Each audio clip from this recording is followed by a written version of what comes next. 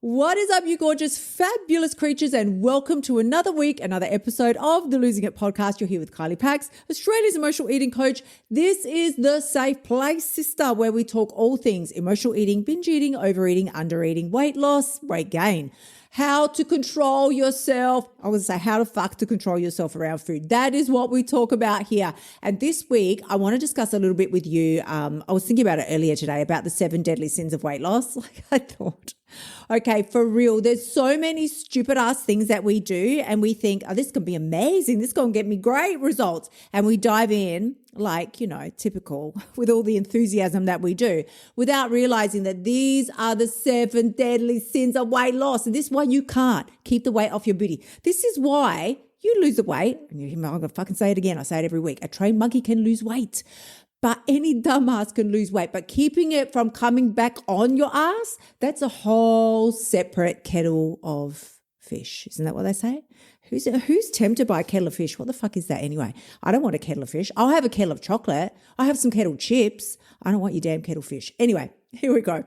I'm going to dive right in because I'm always trying to keep these podcasts under 10 minutes. So if you love what you're hearing and you want to hear more, you need to dive on over to kyliepax.com/F the scale, because that's where you can find all of this and more.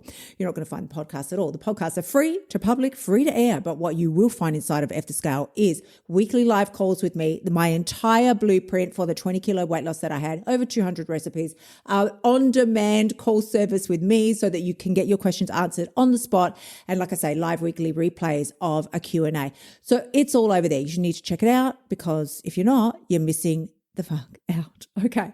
Let me dive into point number 1, 7 deadly sins of weight loss. The first thing I'm just going to say is I feel like you know this, but so many of you are still stuck in this place, weighing yourself on the daily. If you are jumping on the bathroom scales every day, you are setting yourself up for heartbreak. Heartbreak. It's like when you are stalking your ex-boyfriend every fucking day, trying to see what he's doing online. And of course, he's going to be hitting up other girls and showing his amazing life with other girls. And you are just setting yourself up for heartbreak because it is very fucking normal for your weight to fluctuate. It's supposed to fluctuate.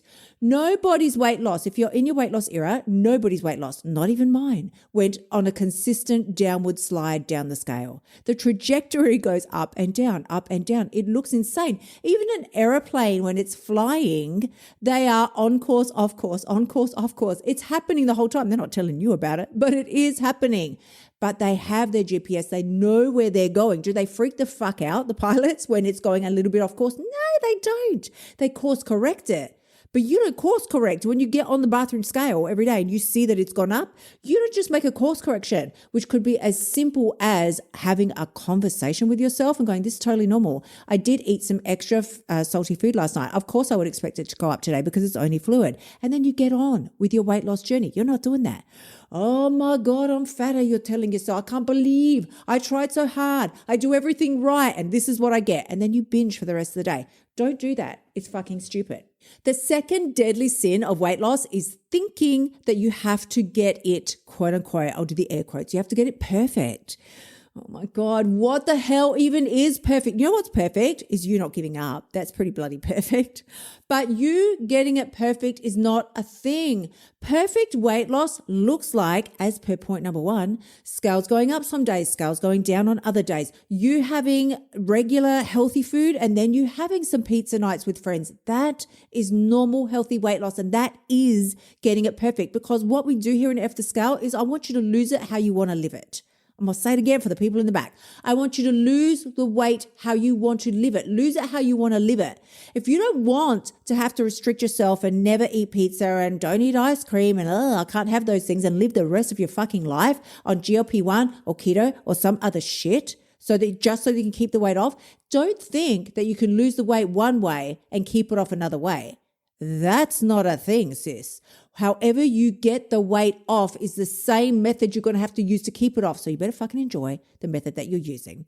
The third deadly sin of weight loss is looking for shortcuts. Hello. Oh, we are all so guilty of that. I'm like, oh, I want to knock on the door. Hello. Anyone home? You cannot look for shortcuts. Every client that I take that we speak for private coaching is like, I was Googling for diets every single day. I'm like, of course you were. We all were. I was all, well, back in my day, there was no Google, who were like scouring the Cosmo magazine and whatever magazines were out there. But there is no shortcut to success. Please show me the Olympic athlete that wins the gold medal, and when they get interviewed, they say, well, I just was shady as fuck the whole way, and I tried to scoot under the radar and, tried to shortcut my way here, and that's how I won the gold medal. I mean, I've never heard that. Phil and I were just watching Roger Federer. I'm not a tennis fan, but I believe he's retired and like one of the world's best, or maybe he is the world's best, whatever he is.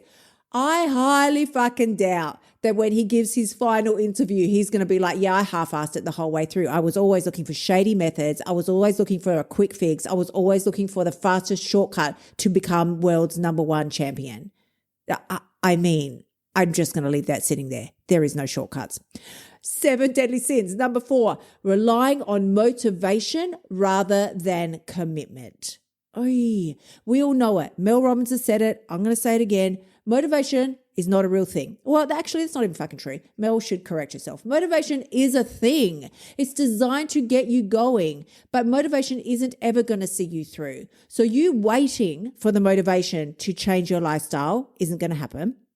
You thinking that motivation should be carrying you through after about the 10-day mark or week 2, you won't have motivation anymore, because there's a certain level of adrenaline that is required for motivation. You might lose your motivation after day 3. You are supposed to lose motivation for several reasons. 1, you can't live that way. There's too much adrenaline. And secondly, your brain has normalized what you thought was really great and really exciting. Look at me with my healthy lifestyle changes. I'm following the eating codes. Woohoo, this is fantastic. Got Kylie's free course, doing all the things. Well, your brain has now normalized that. It doesn't find it exciting like it did. There's no fucking jazz hands coming out for you on day 3, 4, or 5. Nobody cares.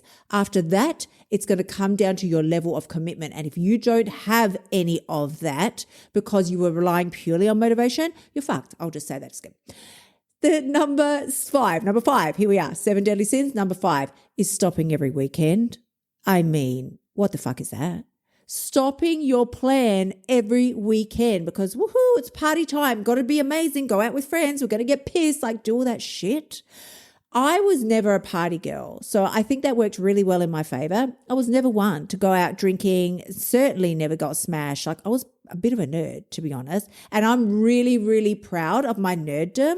I will happily go out and do a billboard for World's Biggest Nerd, and you would find me up there. I never did drugs, never smoked, never did alcohol, and the thing, like, it just wasn't a thing. I tried smoking. I didn't like it. I tried a herbal cigarette from my health food store and I didn't like it because I wasn't going to smoke nicotine. I didn't want to put that in my body. And I tried a sip of alcohol once when I was a teenager and it just made me horrendously sick. I'm like, I fucking can't tolerate that. And it wasn't even good. It wasn't even fun. I hated it. So I was not going to go there.